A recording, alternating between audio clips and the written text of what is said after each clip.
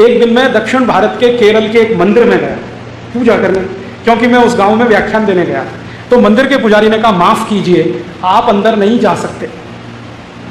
वो पुजारी ने एक दिन पहले मेरा व्याख्यान सुना था, मेरे व्याख्यान में किसी ने परिचय दिया था, उस परिचय में ये कहा गया कि ये राजीव दीक्षित अविवाहित हैं, माने इनकी पत्नी नहीं है। तो पंडित ने कहा, आप अंदर नहीं जा सकते। मैंने पूछा क्यों? आप सुनिए उस पंडित की बात। उसने कहा, आप में पवित्रता नहीं है। मैंने पूछा वो क्यों? कि आपकी धर्मपत्नी नहीं।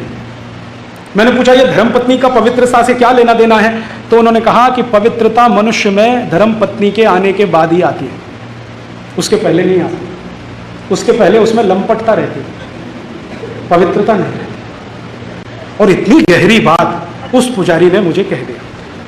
तो हम गृहस्थी बसाते हैं, परिवार बनाते हैं मोक्ष जाने के लिए, और वो परिवार में स्त्रियों को लाते हैं शारीरिक आनंद की प्राप्ति के लिए। तो वो जब शारीरिक आनंद की प्राप्ति के लिए स्त्री को देखेंगे तो स्त्री उनको कैसी दिखेगी? भोग वस्तु जैसी। और हम जब मोक्ष की प्राप्ति का उसको साधन बनाएंगे तो हमको स्त्री कैसे दिखेगी? देवी के जैसी। इस देश में बहुत सारे पति पत्नियों को मैंने पूछा है कि जिंदगी के कुछ 2, 4, 5 मिनट को छोड़कर आपको अपनी पत्नी कैसी दिखती है? तो कहते हैं बहन के जैसे, माँ के जैसे, चाची के जैसे, मौसी के जैसे, ताई के जैसे, यही दिखाई देती है। यूरोप में कोई कल्पना नहीं कर सकता कि स्त्री ये भी हो सकती है, बहन के जैसी, माँ के जैसी, मौसी के जैसी, ताई के जैसी, चाची के जैसी, है नहीं, क्योंकि वहां तो भोग की वस्तु है, सेक्स ऑब्जेक्ट है। अब वो जो भोग की वस्तु है, सेक्स ऑब्जेक्ट है, तो वहां जितना भी कॉमर्शियलाइजेशन हुआ या जितना भी बिजनेस फैला है, उसने स्त्री को सेक्स ऑब्जेक्ट के रूप में ही इस्तेमाल किया। जैसे आप किसी भी विदेशी कंपनी का विज्ञापन अगर देखो तो हर विज्ञापन में स्त्री शरीर का वो भरपूर इस्तेमाल करेंगे। भले विज्ञापन ब्लेड का हो लेकिन चेहरा स्त्री का दिखाएं। ब्लेड आप जानते हैं, शेविंग ब्लेड। तो शेविंग ब्लेड तो पुरुषों के इस्तेमाल करने की चीज है, उसमें स्त्री का चेहरा क्यों? क्योंकि आपकी सेंसुअलिटी को हिट करना है, आपके लोअर इंस्टिंक्ट को हिट करना है। यूरोप की जितनी भी कंपनियां कपड़े बनाती हैं ना, शूटिंग शर्टिंग्स के, वो सब महिलाओं के शरीर पर डाल डाल के उनका विज्ञापन करा। पुरुषों के इस्तेमाल आने वाला अंडरवियर बनियान स्त्री शरीर पर पहनाकर बेचा जाता है।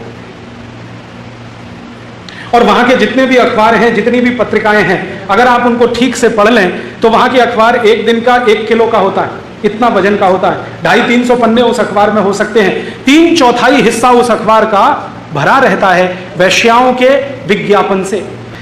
कोई भी विज्ञापन अखबार का उठा के देखो, यूरोप और अमेरिका में मैगजीन उठाकर देखो, पढ़ो उसको आप, 101% विज्ञापन महिलाओं के, वेश्याओं के। मेरा फिगर इतना है, ब्रेस्ट इतना है, लोअर पार्ट इतना है, आप आइए फोन पर संपर्क करिए। यूरोप के अखबार हो या अमेरिका के। और उनकी हेडलाइंस भी अखबारों की कुछ इसी तरह की होती है। डायना आज स्विमिंग पूल में उसके साथ गई नहाने के लिए, वो नेशनल न्यूज हेडलाइन, हाँ नेशनल न्यूज। डायना मर गई तो हेडलाइन भी मर गई। इस तरह की स्थिति है। अखबार हो, मैगजीन हो, पत्रिकाएं हो, भरी पड़ी है। फिर वहां के जो टेलीविजन चैनल हैं, वो जो सीरियल्स बनाते हैं, वो भी स्त्री को सेक्स ऑब्जेक्ट के रूप में ही रख के काम करते हैं। अब हिंदुस्तान में क्या हुआ? हमने उनके टीवी चैनलों के सीरियल की नकल करनी शुरू कर दी, हमने उनकी मैगजीन की नकल करनी शुरू कर दी, उनके अखबारों की नकल करनी शुरू कर दी। तो इस देश में भी सीरियल बनने लगे।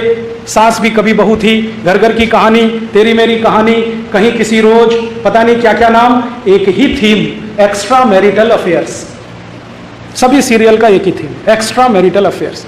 हर सीरियल में किसी की पत्नी किसी के पति के साथ भाग गई, किसी का पति किसी दूसरी की पत्नी के साथ भाग गया। कोई पुरुष 3 स्त्रियों को फंसाना चाहता है, कोई स्त्री 10 पुरुषों को फंसाना चाहती है। जो यूरोप और अमेरिका का कचरा है वो हमारे टीवी सीरियलों में घुस गया और ये रोज दिखाया जा रहा है। हम बड़े प्रेम और शांति से देख रहे हैं, इस उम्मीद में कि इसमें से कुछ मजा आएगा।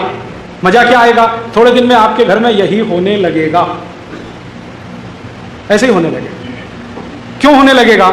इसलिए होने लगेगा कि मैं बचपन की एक कहानी याद है, मुझे माताजी मंदिर लेके जाती थी, तो मैं कहता था रोज रोज एक ही मंदिर में आना और वही भगवान का दर्शन करना, इसमें क्या रखा है? तो मेरी माताजी कहती थी कि देख, बार बार दर्शन करने से ईश्वर के जो गुण हैं वो अपने अंदर आने लगते हैं, इसलिए एक ही मंदिर में जाना, बार बार दर्शन करना बुरा नहीं है। अब ये बात मैं कभी भूलता नहीं। अब हमारे घरों में रोज रोज एक ही तरह के सीरियल का दर्शन हम करते हैं तो उनके भी गुण हम में आने लगेंगे। आने लगेंगे तो तर्क चल जाएगा, एक्स्ट्रा मैरिटल अफेयर्स में क्या खराबी है, क्योंकि यूरोप और अमेरिका में कोई खराबी नहीं है, तो यहां क्या खराबी है। और जब ये चल पड़ेगा तो सब कुछ टूटेगा इस देश का, सब कुछ टूटेगा। यूरोप और अमेरिका में तो परिवार है नहीं, तो टूटने के लिए कुछ है नहीं, वो तो पहले से ही टूटा हुआ है। यहां व्यवस्थित परिवार है, ये टूट गया तो सब टूट जाए। और हमारे यहां आज हिंदुस्तान में स्त्रियों के प्रति जो हिंसा बढ़ रही है, बलात्कार के केसेस आ रहे हैं, छेड़खानी की घटनाएं बढ़ रही हैं, इनका बहुत बड़ा असर विदेशी दर्शन से है, यूरोपियन फिलॉसफी से है, जो हर सड़क चलती स्त्री को सेक्स ऑब्जेक्ट मानता है। हमारी आंखों में आ गया, और आंखों में आ गया है तो उतर गया शरीर में। तो हमारे आज की पढ़ाई से निकले हुए जो लड़के लड़कियां हैं ना, ये ऐसे ही देखते हैं एक दूसरे को। मैंने किसी कॉलेज में, यूनिवर्सिटी में रक्षाबंधन मनाए जाते नहीं देखा है, वैलेंटाइन डे सब जगह। अब ये रक्षाबंधन नहीं रहेगा और वैलेंटाइन डे सब जगह आ जाएगा तो वो तो सेक्स ऑब्जेक्ट ही होने वाला है ना।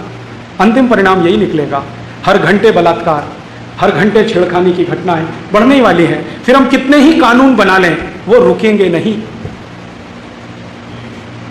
यूरोप में कभी भी आप किसी देश में जाएं तो बहुत इंटरेस्टिंग चीज दिखाई देती है।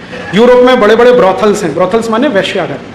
तो उन ब्रॉथल्स में कुछ दिन पहले तक एक तख्ती लगी होती थी, अब वो तोड़ के उन्होंने हटा दी है। तख्तियां लगी रहती थी। फ्रांस में जाओ तो फ्रेंच में, जर्मनी में तो जर्मन में, डेनमार्क में जाओ तो डेनिश में, नीदरलैंड में जाओ तो डच भाषा में उन तख्तियों पे कुछ लिखा रहता था। जैसे रेड लाइट एरिया होता है ना, रेड लाइट एरिया, ये यूरोप का शब्द है, भारतीय शब्द नहीं, रेड लाइट एरिया। तो रेड लाइट एरिया जहां शुरू होता है वहां एक बड़ा बोर्ड लगा रहता है और उस पर बड़े बड़े अक्षरों में लिखा रहता है, सावधान, कहीं आप अपनी बेटी के साथ ही संसर्ग करने तो नहीं जा रहे हैं, सावधान। क्योंकि बेटी तो घर में है नहीं, पैदा होते ही छोड़ दिया, वो लावारिस घर में पली है, बड़े होकर किसी ने खरीद लिया उसको, वैश्या बना दिया। अब आपको मालूम नहीं है कि आप जाएं तो आपकी बेटी से ही संसर्ग करना ना पड़ जाए, तो वहां लिखा रहता है। तो फिर इसका व्यवस्था कैसे होती है? तो वहां एक आजकल डॉक्टर बैठने लगे हैं जो ब्लड चेक करते हैं आपका, कि आपका ब्लड ग्रुप देख लो और जिसके साथ सोने जा रहे हो उसका ब्लड ग्रुप मैच कर लो, कहीं ऐसा ना हो कि वो आपकी ही बेटी, आपकी ही बहन।